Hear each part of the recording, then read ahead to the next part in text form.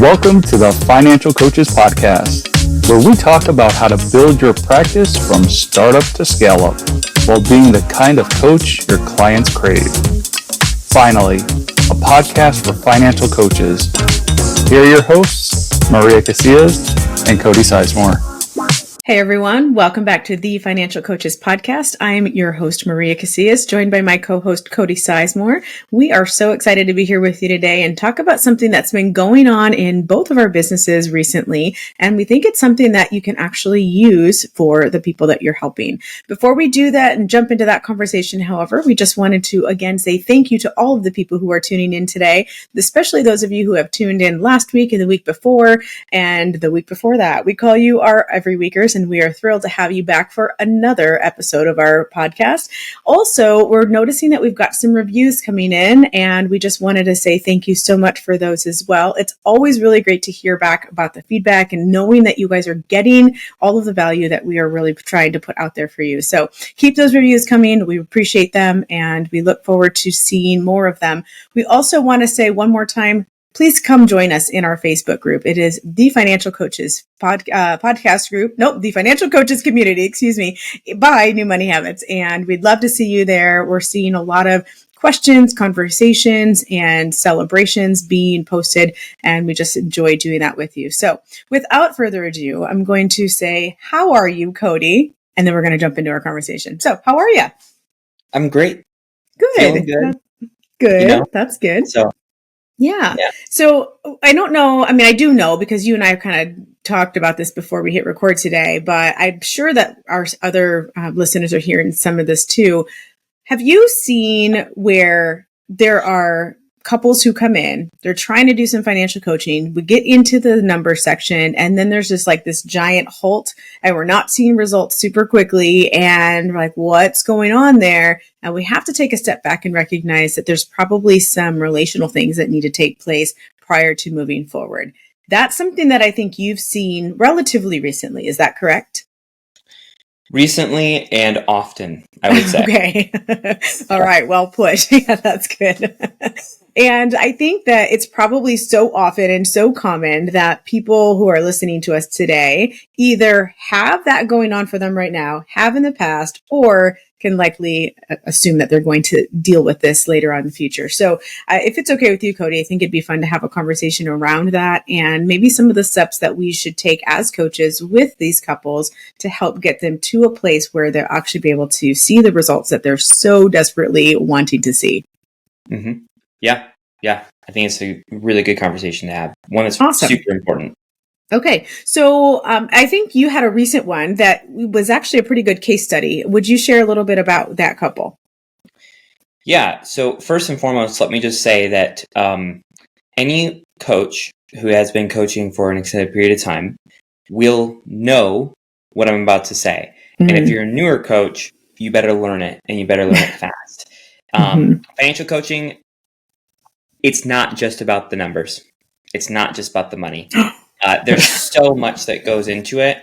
And especially if you're working with like a married couple, it can be just as much about the money itself as it is about their own relationship with each other as well. So that's something that like we have to be aware of, because there are some, married couples that I talk to that are on the same page. They have a great relationship. They're, communicating well and all that kind of stuff. And that's obviously like, what we want, what we love to see. And it obviously makes things a little bit easier for everyone in the long run. But then there's a lot of couples that are not on the same page, who do have some relationship issues, who don't communicate very well. And sometimes, and I would even say in most cases, a lot of the issues that stem from this are because of money, So that's the reason as to why they're in coaching as well, is because like this is a big pain point in their marriage, and they desperately want to get this figured out. So that's just something I want to just preface this with saying. But yes, you are correct that I am working with a couple right now that definitely falls in that bucket.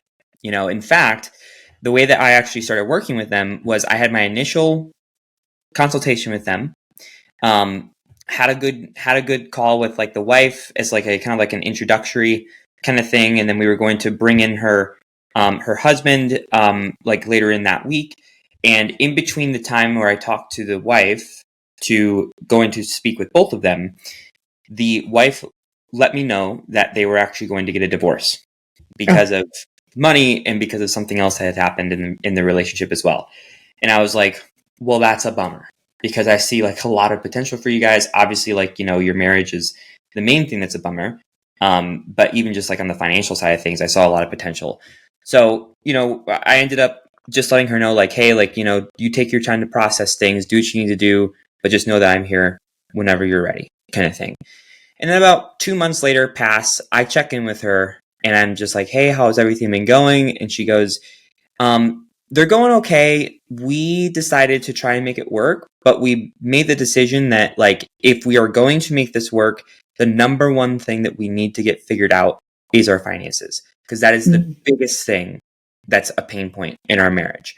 And I was like, cool, you know, like, let's talk. So we ended up talking, had a really good conversation with them, brought them on as a client. And these are people who make a good income, really good income actually, but their spending habits are out of control.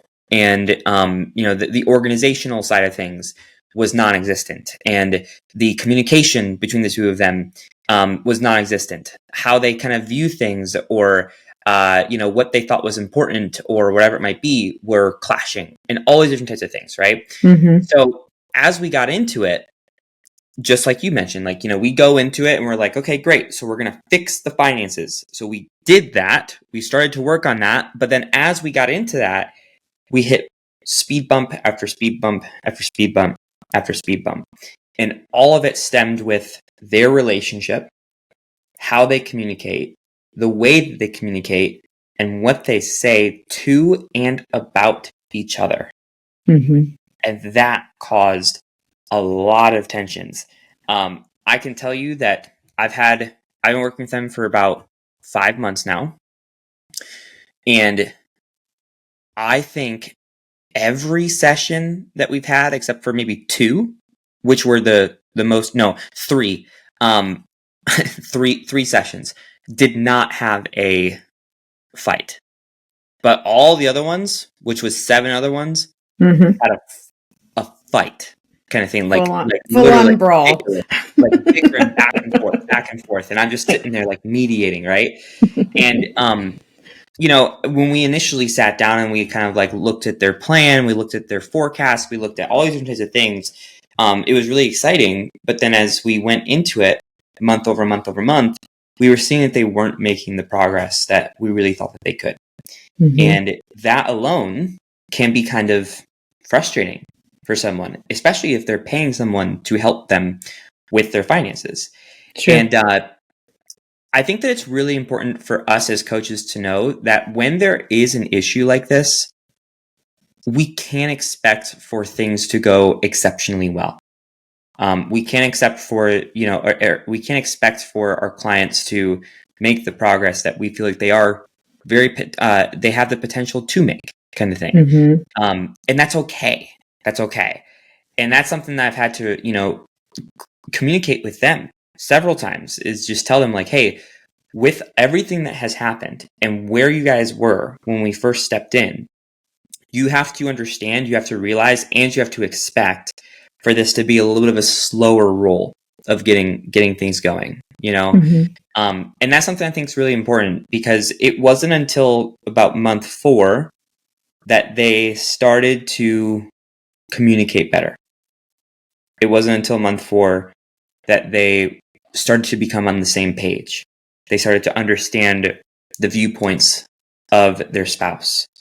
It wasn't until month 4 that they actually started to make progress with their finances.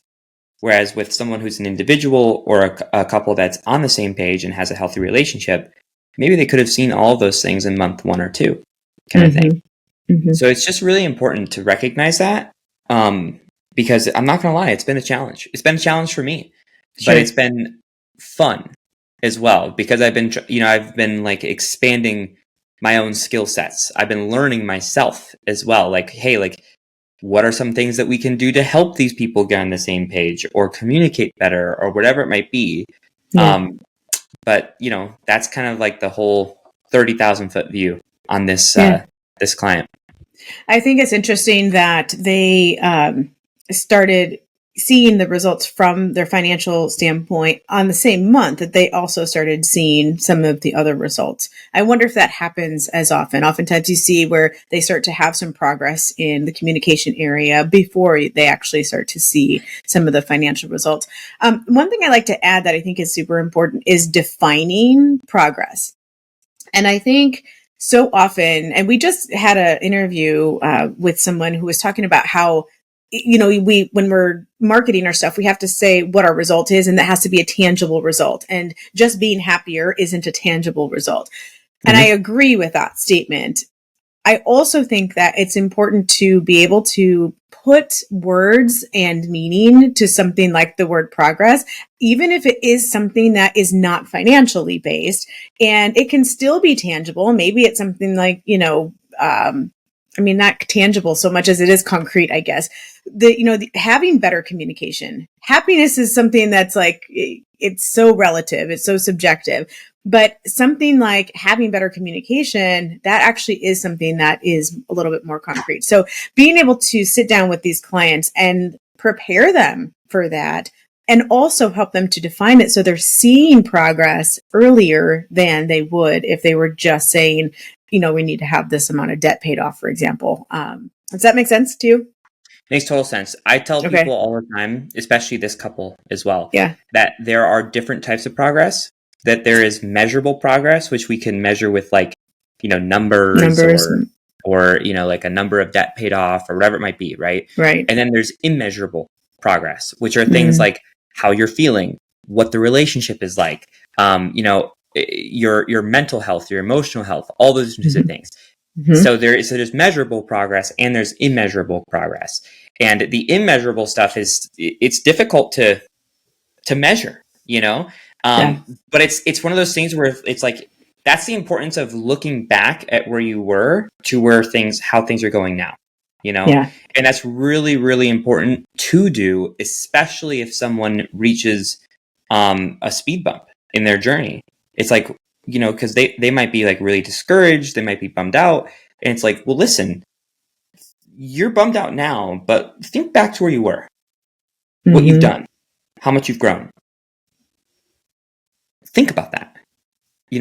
That's really, really important to put in perspective, because when you do that, it's like, okay, not my whole world is coming crashing down right now. Right. It's just a bump and I'll get through it, kind of thing. Yeah. Yeah, absolutely. And like you said, it's not measurable, but the work is. And that's the other thing that makes it difficult, is that it's not something that you can see tangibly, but it takes work to even improve your communication skills, or to learn how to become in the same. You joke about people being on the same page. Like, I've told couples, like, we're not even in the same library today. Like, we've got to get onto the same row, and then the same book, and then the same page, et cetera, because it really does take a lot of work to do all that. So that's where I think it becomes a little bit frustrating. I'm curious to know, the couple that you're talking about right now, did you work with them on Zoom, in person, or by phone? Zoom. On Zoom. Okay. So just recently, I actually had the privilege of working with a couple, and it was all via phone. And I'll tell you, you mentioned that I think you said 7 out of your 10 sessions with them were fighting. This particular couple, they were totally just going at it on the phone. It was so funny because I could not see anybody. So I had to paint the picture in my mind, just the imagination of what was being said. And I actually said to them, I don't know if this is appropriate to say, but it's actually kind of funny to listen to you guys. They weren't fighting. They were just arguing, and they were communicating. And it was actually a really refreshing thing to see, because they were recognizing things that people had said, or that the other had said, and they were able to kind of point it out to each other. And even though I couldn't see them, it was nice to be that third party that was neutral. And when the wife was saying, something along the lines of, yes, he had this great idea to ... And she did not even catch the amount of sarcasm that was coming through in the way that she said that. Mm-hmm. And she also said that he oftentimes gets really defensive when she talks. And so I was able to just be able to reflect back to her that when she says something like that, even if she doesn't mean it, it sounds sarcastic because she really didn't think it was a great idea, right? So when she throws that out there, there is an undertone of sarcasm. And then it makes sense that he becomes defensive. So anyway, I was just curious because obviously this can be done in person. Those are my favorite ones to do, are the ones that are in person, but I know not most people don't do that anymore. But I just had the privilege of doing this one on the phone because I didn't even know it was going to be a couples, to be honest with you, a couple session. It ended up just being that way. He was there and he was listening in. And so we went with it. But yeah, I agree. I think it's really fun to listen to this, especially when, it's going in the right direction, and we can kind of keep it light and that kind of thing. So yeah. I do think that one thing it's important to remember when you do work with a client like this, there's different phases that we need to understand. And this is something that you can even, communicate with your clients too. Like phase 1 would probably be to work on the communication. Yes. And to work on, being on the same page. And before that really happens, we can try and work on the numbers and the money, but you're going to feel a lot of resistance. So that would be phase 1, is just working on that first and foremost. Then it's like, okay, so now we're going to start, diving deeper into the numbers. We're going to start getting things in place for you. We're going to get a game plan together. We're going to do all these different types of things. But then we kind of go back to phase 1 as well, because that's not something that you're just like, okay, cool, we fixed it, and then you move on. It's like, it's something that you're always going to be nurturing, kind of thing. Yeah. Well, and I want to just throw in here too, Cody, that I think part of the reason for that is because when we're not communicating well, what is it that we're not communicating? I'll go ahead and just throw that question out to you. What is it that creates that? I know I'm totally throwing this curveball at you. What do you think creates that tension in a couple? So there's two things. Them not understanding the other person's point of view would be one. And then also what I have found is that typically couples who have issues with communicating, they don't listen to understand each other. They listen to try and respond so that they can be right. Okay. So yes, those are two very tangible things that are happening. There's, like you said, they either don't understand the other person's point of view or they're not able to listen in order to understand. Also, I think part of it's that when they're on the different pages, when we say they're on different pages, what do you mean by that? I would say it builds off of the last thing I just said. Okay. But then also I think that there's several layers to this probably. Number one is maybe their vision or their goals are not aligned. Or it could be that there's resentment built from the years and years and years of this becoming an issue that they're holding on to. They don't want to let it go because it's like, well, if I let this go, then everything's okay. Everything that had happened is okay, and it's not okay, kind of thing. So I think there's a couple layers to that, and there's probably even more layers as well. Yeah. And I think that if we're just being very concrete about it, the being on different pages is a lot more in alignment with what you said first. And it's that idea that they have different goals, they have different visions, and dare I say, different values. And maybe they don't actually have different values, but they're not able to communicate those to each other. Sometimes they don't even know what they are. They have not taken the time to really dig in and figure out what is so important to me. And when they can figure that out, then they can start to communicate by using some of the different communication skills and tools that we're offering to them. But the reason you have to keep going back, like you said, is because not just because they're trying to hone those skills, but also because we have to continue to go back to what is that core value for them in order to be able to make the decisions. We can't set up a plan for them financially, and we can't set up systems for them financially that are going to work and make sense for them if those systems and plan is not aligned with their values. And I think that's why it has to be this back and forth. I think you're absolutely correct that the communication thing needs to come first. And the reason we have to go back and forth is because it is not linear. They are absolutely intertwined, and we need to be able to treat it that way. Mm-hmm. Yeah. Yep, definitely.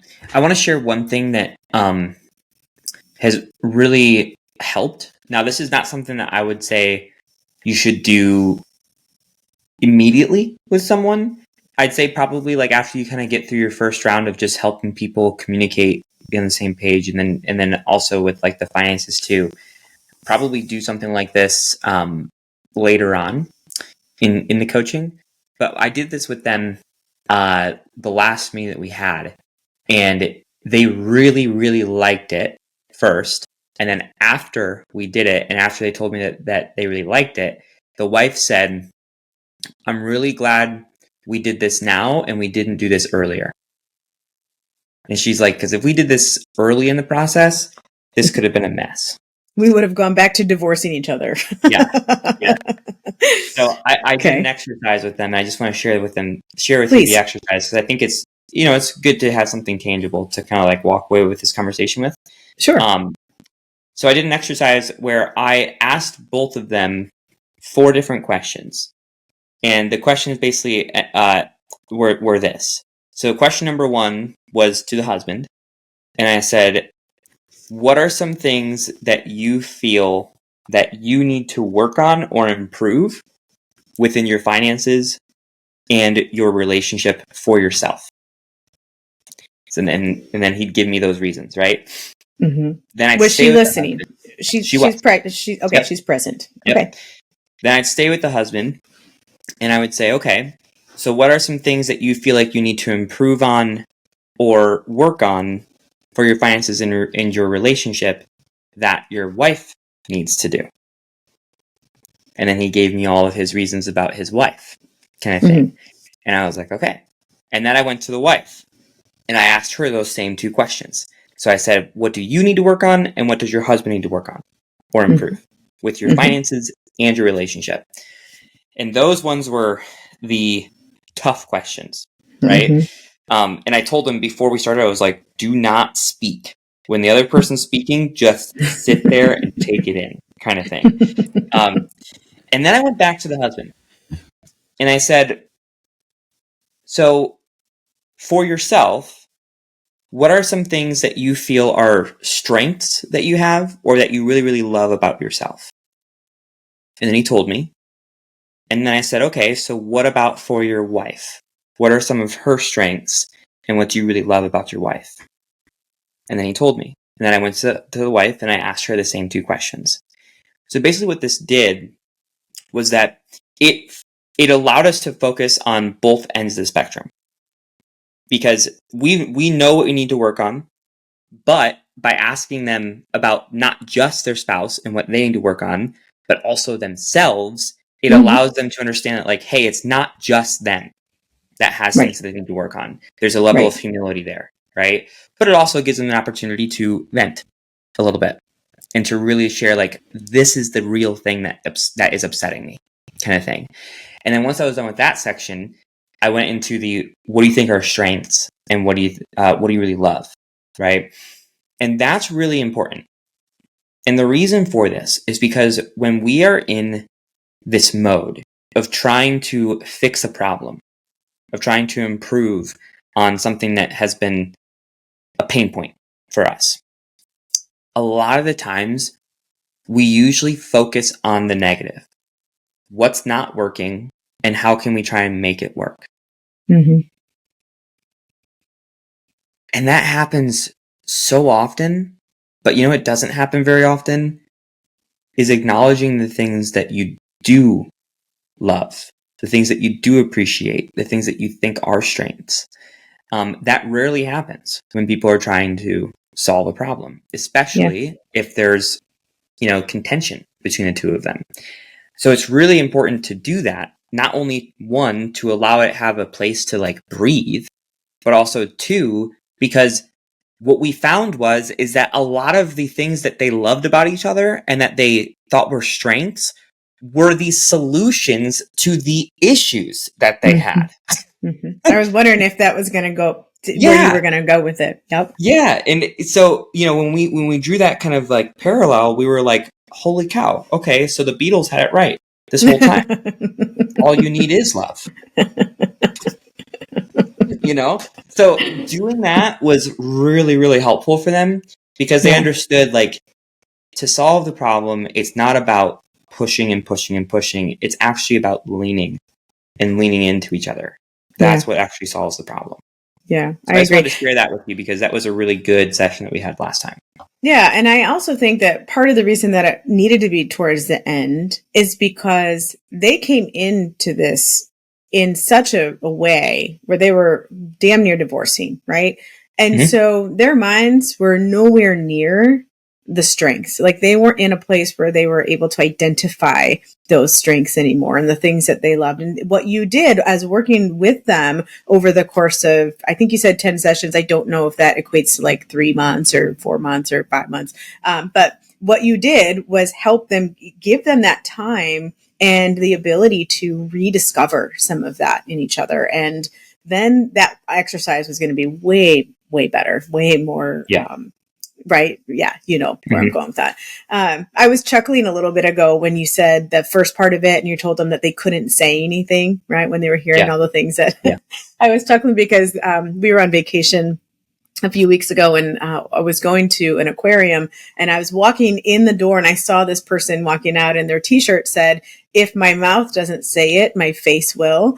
And I'm like, I'm so guilty of that. I mean, I can have a poker face. It's a trained trait because, you know, in counseling, you kind of have to be able to do that. But when I'm like with family members, I have a really hard time telling my face to just knock it off, you know, if it doesn't come out of my mouth. And I thought, well, you know, I guess if their mouths didn't say anything in that moment, their face very well might have. So if you're doing that exercise, definitely do that via Zoom so you can watch their faces and not via phone like I did the other day with this couple. So yeah, great exercise. Thank you for sharing that. Yeah, absolutely. So to close, I think the big thing that I wanted to make sure we communicated on this episode is just that financial coaching is much more than just finances. Yeah. And we should know that, we should expect that. And with these couples that have these issues, we also need to know and expect for things to have a slower development. And we need to be okay with that. We need to communicate that with our clients as well. And we need to just see it through. You know, I'm not going to lie to you. There were a couple times where I met with this client.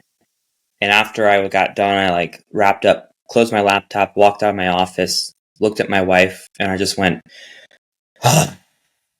you know, because, you know, it's intense, you know, but with every month that went through, that happened less and less and less, you know? Yeah.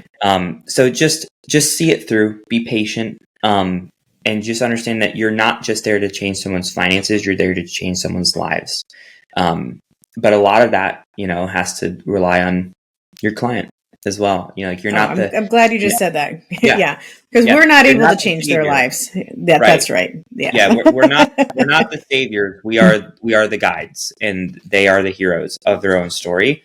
But you know, a guide is a really, really important part of helping change someone's life. So, you know, I just want to make sure that we say that it's not just about the finances, it's about everything else that's intertwined with it. I agree. And before we absolutely close, I just want to say, Cody, I thought you were going to say that you walked out and told your wife all of the things that you loved about her. That's not what you did. You just sighed. Next time. I do that every morning and every night. So. Well, then you're off the hook. Very good. All right. As always, this has been a fun conversation for us. And I love how we can just bring in the different stuff that our clients are going on and that are going on in their lives. And I know it's going to bless the lives of the people who our listeners are working with. So thank you for sharing all those details. You guys, thank you so much for tuning in to another episode of the Financial Coaches Podcast. We look forward to seeing you again next week. Until then, have a good one. Bye. Thank you for listening to the Financial Coaches Podcast, brought to you by New Money Habits and Sizemore Financial Coaching. submit your questions to our hosts by emailing podcast@newmoneyhabits.com. Be sure to subscribe to be notified of future episodes and join our growing group of like-minded coaches on Facebook. And until next time, happy coaching. Music provided by Summer School.